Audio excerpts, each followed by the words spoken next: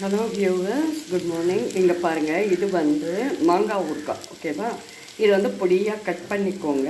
எல்லோரும் போடுற மாதிரி தான் இருக்குதுன்னு நீங்கள் நினைப்பீங்க. கொஞ்சம் வித்தியாசம் என்னென்ன, வெறும் இது இருக்குங்க, கடுகு வதக்காமல் வெறும் மிக்சியில் கொஞ்சோண்டு போட்டுக்கோங்க, 1/2 ஸ்பூன் போட்டுக்கோங்க. ஓகேவா? அப்புறம் வெந்தயம் ஒரு 6 ஸ்பூன், வெந்தயம் மட்டும் வறுத்துக்கோங்க.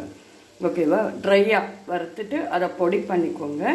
அப்புறம் இது வந்து தாளித்து போட்டுங்க. இந்த ஊறுகாய் ரொம்ப வித்தியாசமாக இருக்கும். ஓகேவா? நல்லெண்ணெய் மட்டும்தான் நல்லாயிருக்கும். அதில் கொஞ்சம் கடுகு, வெந்தயம் ஆல்ரெடி நம்ம பொடியில் பண்ணியிருக்கோம் இல்லைங்களா.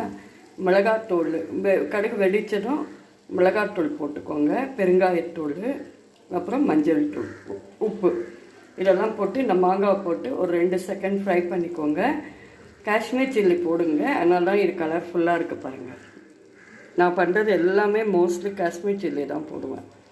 அந்த பொடி தான் போட்டிருக்கேன். அப்புறம் அந்த கடுகு வெந்தயம் பொடி போட்டிருக்கேன். சூப்பராக இருக்கும். ஓகேவா?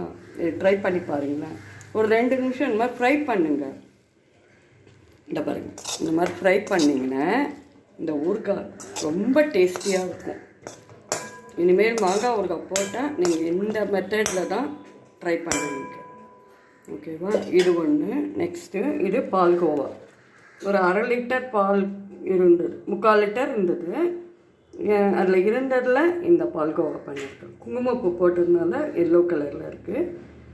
ஒரு 100 கிராமுக்கும் கம்மியாக தான் வந்திருக்கு. சரிங்களா? பால் ஸ்டெம்மாக அடிக்கனமான பாத்திரத்தில் போட்டுட்டு அதை பாட்டுக்கு வேகட்டும். சரிங்களா? வெண்டு சுருங்கி போகும். 3/4 பதம் சுருங்கினோடனே அதில் கொஞ்சம் ஏலக்காய் தூள், குங்குமப்பூ, சர்க்கரை போட்டு திருப்பி ஸ்லிம்மாக வச்சிங்கன்னா, அதுவாக ஸ்லிம்மாக வச்சிட்டிங்கன்னா நீங்கள் பார்க்கக்கூட தேவையில்லை. நட்டில் ஆனால் கிளறி மட்டும் விட்டுக்கோங்க. அந்த ஆடெல்லாம் அதுக்குள்ளேயே போட்டுகிட்டே வாங்க. அப்போ இந்த மாதிரி பால்கோவா கிடைக்கும். சூப்பராக இருக்கும். இதுவும் ட்ரை பண்ணி பாருங்கள். தேங்க்யூ.